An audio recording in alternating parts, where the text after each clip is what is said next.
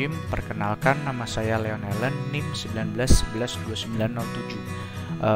Saya dari Universitas Amikom Yogyakarta, Prodi S1 Informatika. Saya akan mempresentasikan hasil proyek yang sudah kami buat, yaitu kelompok 10 pada mata kuliah struktur data. Pertama, saya akan menjelaskan secara singkat tentang proyek yang sudah kami buat. Di sini kami membuat aplikasi pembelian pulsa menggunakan bahasa C++. Tujuan membuat aplikasi ini untuk mempermudahkan pengguna atau pembeli dalam transaksi pembelian pulsa. Adapun konsep yang telah kami buat pada aplikasi ini, pertama, aplikasi ini menggunakan beberapa fungsi dan perintah. Kami juga menggunakan metode array, struct, sorting, searching, queue, dan linked list. Sebelum kami menjelaskan masing-masing codingannya, saya akan menjelaskan hasil compile-nya. Nah, pertama di sini dia akan menampilkan fungsi loading sebelum masuk ke fungsi password. Dalam fungsi password sini saya sudah men-setting nilai passwordnya adalah 1231. Jika kita masukkan password selain angka 1231, misal 23, dia akan menampilkan password salah karena password yang benar adalah 1231. Setelah itu akan melakukan fungsi loading lagi sampai 100%.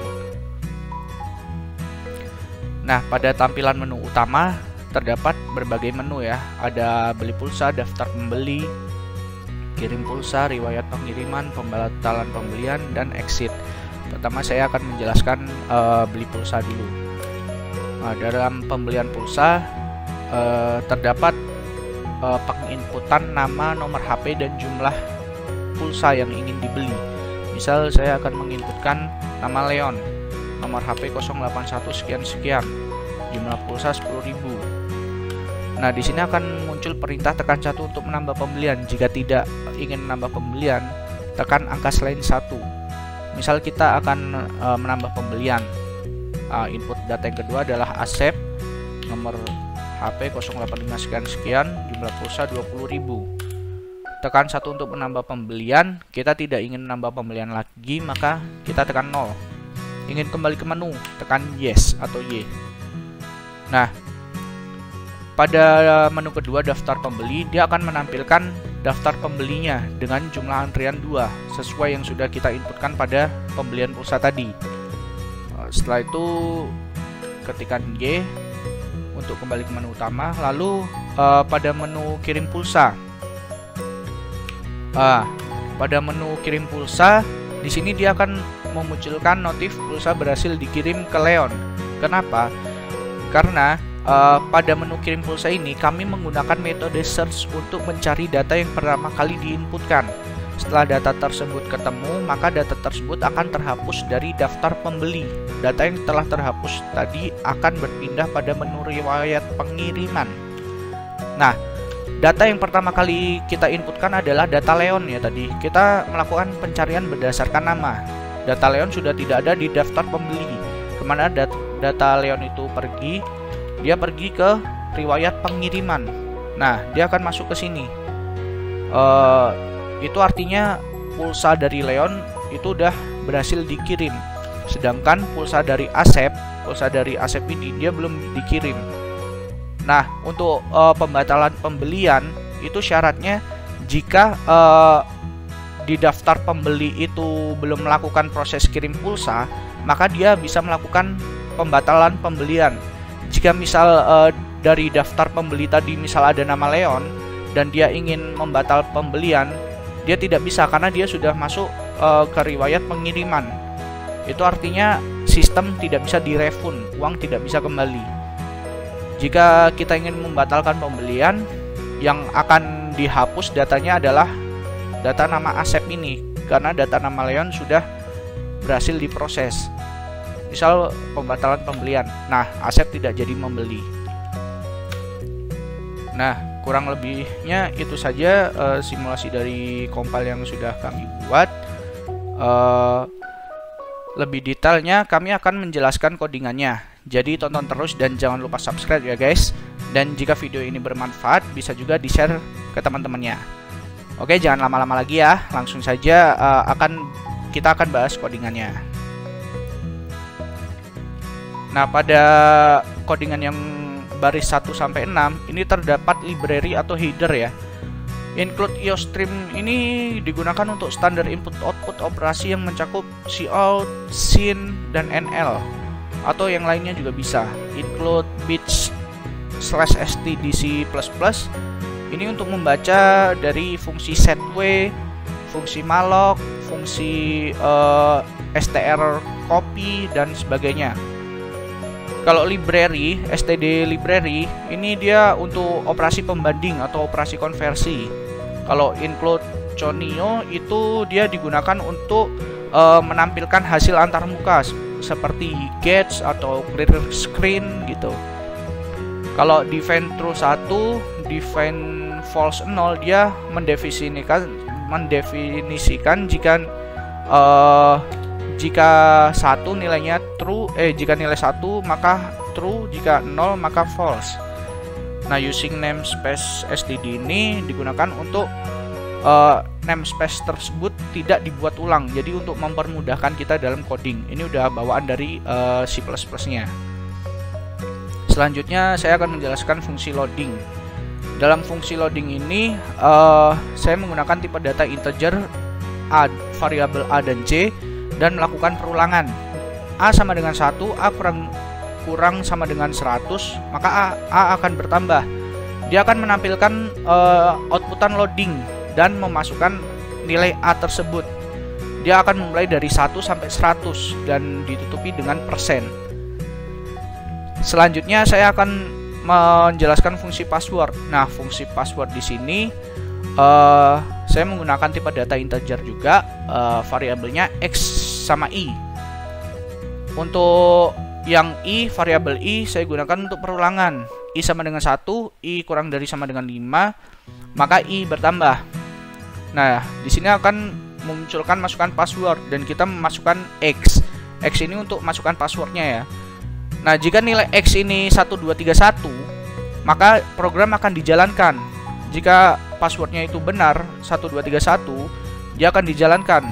Nah, di sini kita menyeting passwordnya itu 1231. Dia akan menjalankan program selanjutnya dan menampilkan fungsi loading lagi. Jika passwordnya bukan 1231, dia akan menampilkan password salah.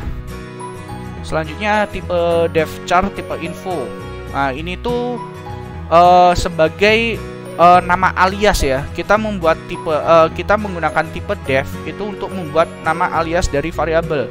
Misal nama variabelnya char. Nah, nama aliasnya itu adalah tipe info. Itu untuk mempermudahkan kita dalam codingan aja. Terus kalau tipe devstruct itu beda lagi. Itu lebih tepatnya untuk mempersingkat tulisan. Jadi sama ya. Linked list ini tuh diambil dari struct-nya linked list, dari struct linked list. Dan tipe PTR sudah kami definisikan sebagai key depan, key belakang, key depan 1, key belakang 1. Kita menggunakan pointer agar nilai type PTR ini bisa diambil, bisa dialokasikan memori ke memori. Selanjutnya struct data ini berupa tipe data yang menampung ya, untuk menampung data.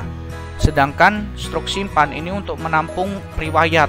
Kita gunakan batasan info untuk data, info 2 untuk simpan atau riwayat. Nah, struct linked list di sini dia menggunakan type PTR pref.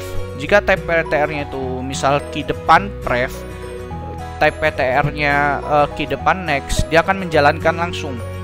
Jadi ini untuk pendeklarasian jika nilai TPR dari sekian ini, nilai TPR ini, PTR ini, dia adalah pref dan next. Sedangkan data info, simpan info, itu diambil dari struct sini. Biar si struct linked list juga bisa menampung dari struct data dan struct simpan. Selanjutnya fungsi yang tertera di sini adalah fungsi untuk memanggil fungsi yang sudah kita buat agar bisa dimasukkan ke fungsi main atau fungsi utama. int no sama dengan 0, no sama dengan no history. Kalau 0 tadi false ya define-nya. Char nama hapus itu kita menggunakan array batasan 30. Nah, di int main terdapat fungsi loading dan password, tipe data pilihan menu, jumlah pulsa 2 dan nomor. Charnya nama 2 dengan batasan 50, nomor HP dengan batasan 13 dan variabel ulang. Selanjutnya ada perintah dual ya. Kita menggunakan perintah dual. Jika nomor sama dengan 1, maka true. Dia akan menjalankan QW tidak kosong. Jika QW tidak kosong, dia akan menampilkan daftar pembeli. Short QW ini merupakan daftar pembeli ya. Dan dia juga akan menampilkan pilihan menu utama. Sekian dari saya. Selanjutnya akan dilanjutkan oleh anggota kelompok saya. Terima kasih.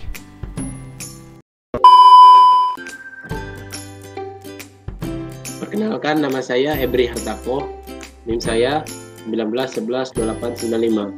Saya dari anggota kelompok 10 Final Project Struktur Data. Di sini saya akan menjelaskan bagian saya dari baris yang ke 124 sampai baris yang ke 208. Saya akan menjelaskan di sini case pertama. Apa yang dimaksud dengan case pertama? Case pertama adalah kasus pertama yang dimana ketika kita memilih case pertama ini, dia akan segera menampilkan ini pembelian pulsa. Kemudian ada input data, dimana ada data yang harus kita isi yang meliputi dari nama, ada nomor HP, ada jumlah pulsa. Kemudian di sini juga ada NQ. Apa yang dimaksud dengan NQ? NQ adalah untuk mengakhiri antrian dari nama, nomor HP, kemudian juga jumlah pulsa. Kemudian di sini ada sistem break, yang dimana ini berguna untuk memberhentikan sementara program kita ketika kita tidak menggunakannya lagi. Ada case kedua, yang dimana ada daftar pembeli.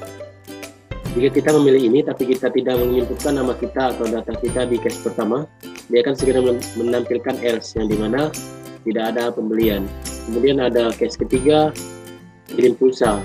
Di kirim pulsa ini begitu juga dengan di sini, ketika kita tidak menginputkan nama kita di case pertama, maka dia akan segera menampilkan else yang tidak ada pembelian. Begitu juga dengan case 4, jika kita tidak menginputkan nama kita di case pertama, dia juga akan segera menampilkan else, belum ada pembelian. Begitu juga dengan di 5, void batal atau if batal.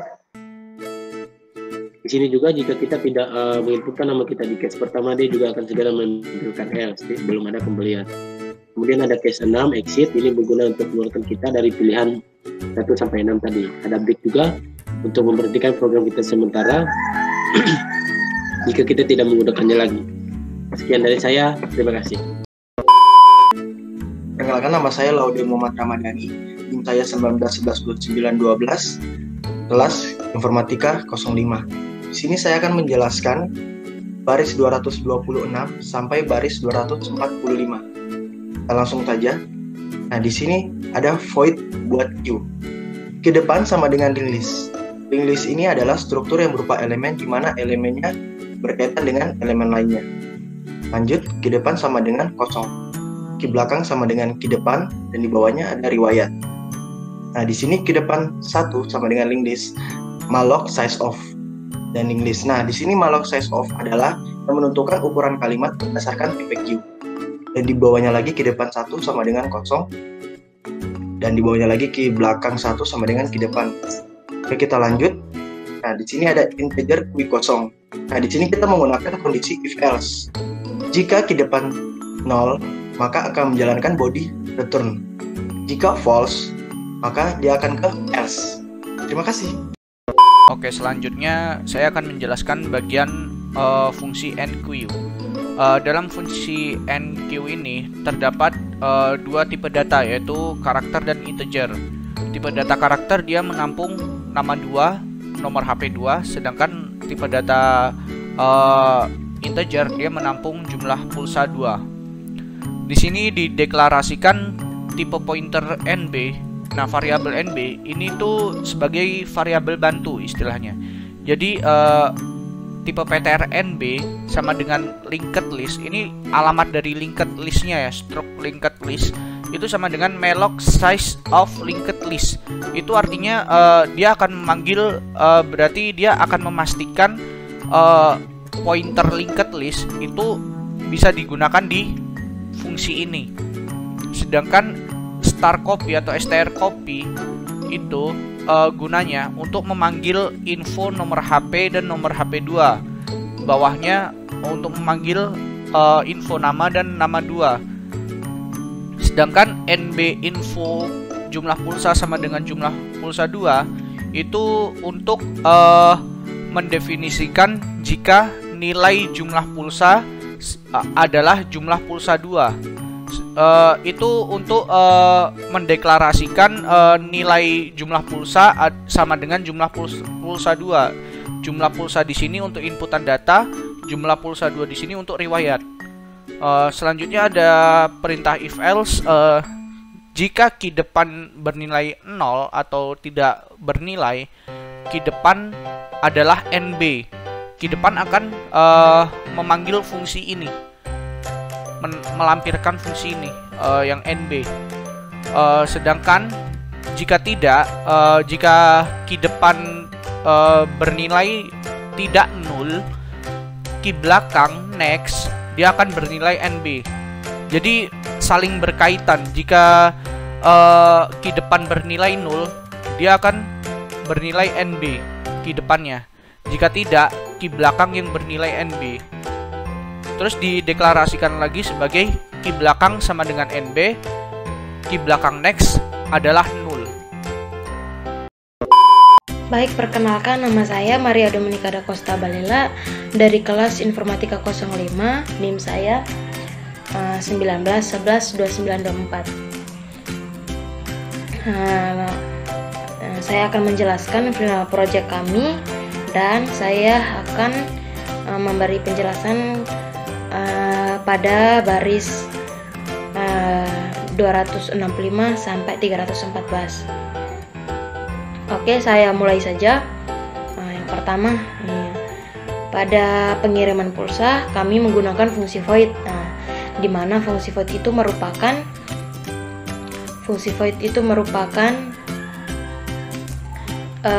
fungsi yang tidak menghasilkan nilai yang dapat dikembalikan. Tipe PTR lanjut saja, tipe PTR hapus. Nah, tipe PTR itu merupakan seperti fungsi untuk menampung, yaitu kayak fungsi untuk menampung nilai pointernya. Terus if Q kosong, itu jika antriannya kosong, maka cout akan menampilkan Q masih kosong atau antriannya masih kosong. Terus else hapus sama dengan key depan sama dengan hapus atau sama dengan next. Itu merupakan sebuah perintah di mana jika pulsa telah berhasil dikirim, maka otomatis antrian yang paling depan akan dihapus. Terus ini tipe PTR NB. Nah, NB ini merupakan kayak sebuah fungsi itu untuk menampung dia tipe Q-nya. Di bagian sini itu saya tidak perlu jelaskan atau bacakan. Nah, jadi kita lanjut pada baris 282 itu if sama dengan key depan 1 sama dengan 0, key depan 1 sama dengan NB, terus else key belakang 1 itu sama dengan next sama dengan NB, terus key belakang 1 sama dengan NB, key belakang 1 sama dengan next sama dengan 0. Nah, ini next sama dengan 0 itu, maka nanti historinya akan bertambah terus. Historinya akan bertambah terus di bagian nanti di riwayat. Nah, riwayatnya. Terus free hapus, no, nanti cout. Nah, jika ini pulsanya telah berhasil dikirim, maka cout akan menampilkan pulsa berhasil dikirim ke nomor yang telah kita inputkan atau nama yang telah kita masukkan. Oke, sekarang lanjut ke yang kedua, itu dari 297 sampai 314 itu void short queue. Itu juga kami masih menggunakan fungsi void. Nah, lanjut saja. Tipe PTR bantu int i sama dengan 0, dimana itu jadi i-nya itu bernilai 0. Nah, bantu sama dengan key depan, nanti cout akan menampilkan daftar pembeli. Nah, di dalamnya nanti ada nomor antrian, nama, ada nomor HP, dan juga jumlah pembelian.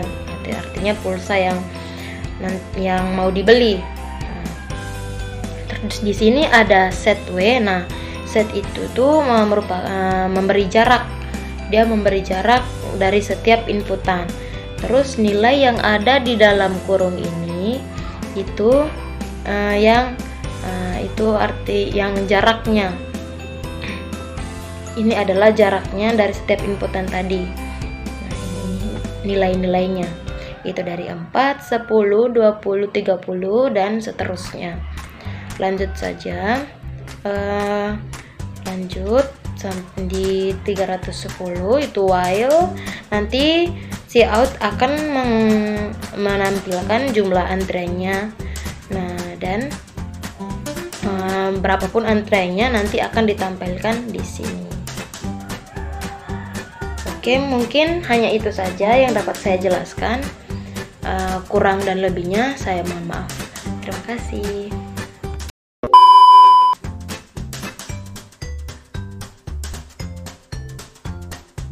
Perkenalkan, nama saya Julian Juliano Lukas Pasal 5. NIM saya 19112865. Saya dari kelas Informatika 5.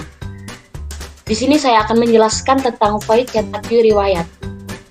Pada fungsi ini, dia akan menampilkan riwayat pengiriman seperti nomor, nama, nomor HP dan jumlah pembeli. Di sini ada tipe PTR bantu. Tipe PTR bantu itu adalah perintah pendeklarasian variabel NB dengan tipe data pointer. Setelah itu ada cout riwayat pengiriman, terus nomor, nama, nomor HP dan jumlah pembeli. Di sini ada SETW. SETW itu berfungsi untuk mengatur lebar dari sebuah data. Jadi nanti dia akan menjadi seperti ini. Nah, dari jarak nomor ke nama, ini yang disebut SETW. Dia akan mengatur lebarnya dari nama ke nomor HP dan ke jumlah pembeli. Terlanjut, setelah itu di sini ada while.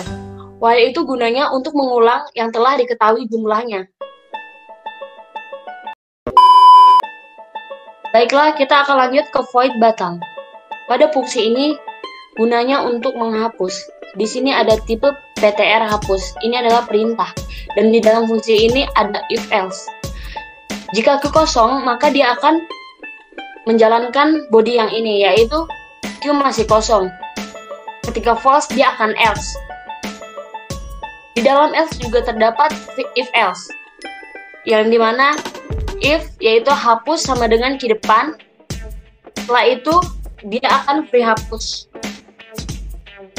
Saya akan menjelaskan yang else. Di sini ada tipe PTR-NB. Tipe PTR-NB itu perintah pendeklarasian variabel NB dengan tipe data pointer. Setelah itu ada NB sama dengan linked list.